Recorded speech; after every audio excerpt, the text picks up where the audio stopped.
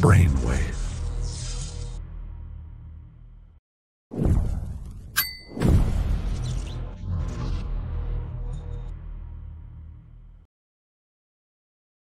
Many people are fascinated by how the human body functions.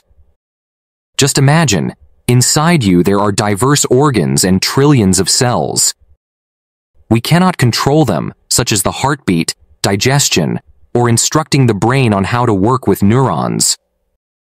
Today, I will tell you about the human body and what is inside it. First is the support or skeletal system. It is the skeleton made up of bones, which form the skeleton. The skeleton provides support and protection for internal organs and serves as a place for muscle attachment. The number of bones depends on a person's age.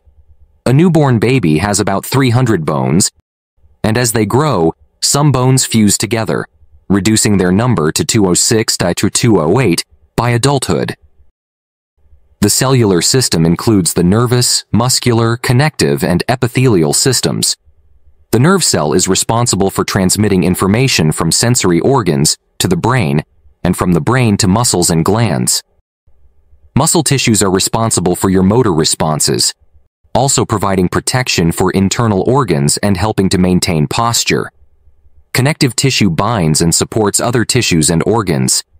It also provides protection, transportation of substances, and storage of energy. Epithelial tissue covers the surface of the body and organs, providing protection, absorption, excretion, and secretion. The brain controls the body and everything it does. Without the brain, you cannot breathe, walk, talk, learn, think, remember, laugh, or cry. From birth to death, the brain works without stopping, even when a person sleeps or falls into a coma.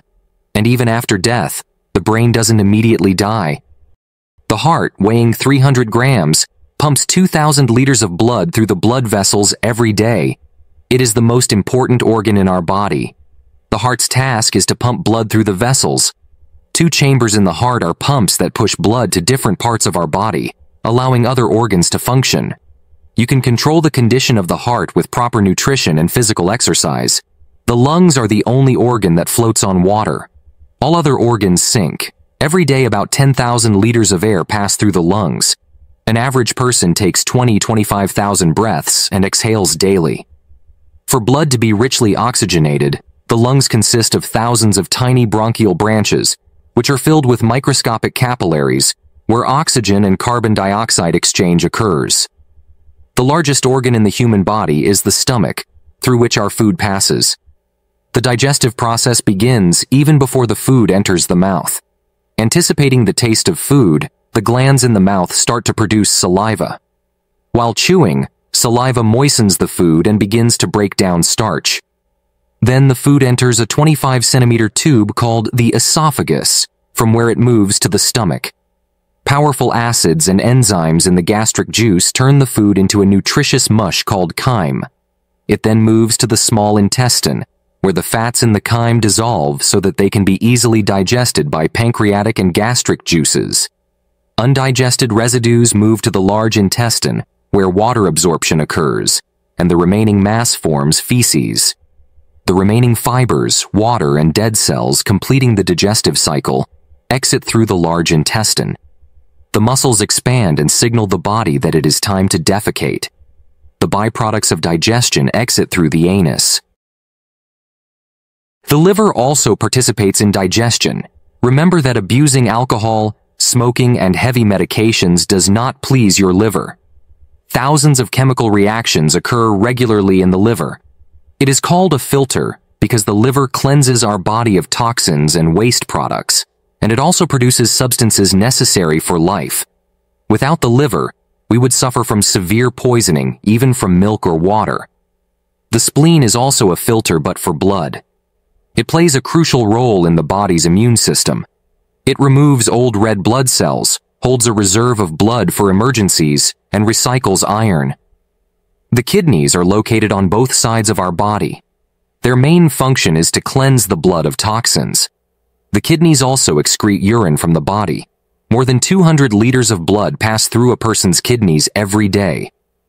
Poor kidney function can be indicated by dark circles under the eyes, an unpleasant body odor, and weakness in the legs.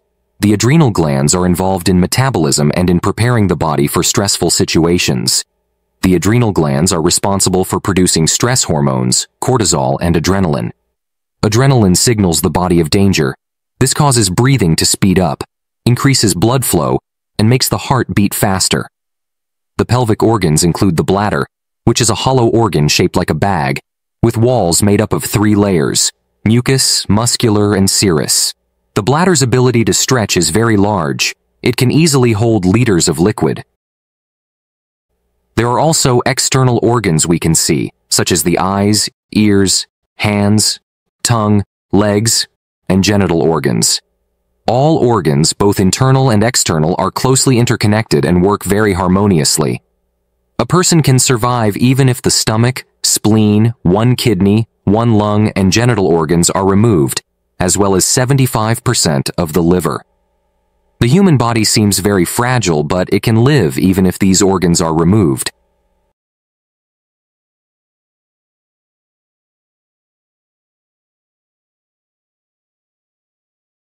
In the future, there will be many more interesting and amazing stories, so subscribe to the channel and turn on the bell. Until next time.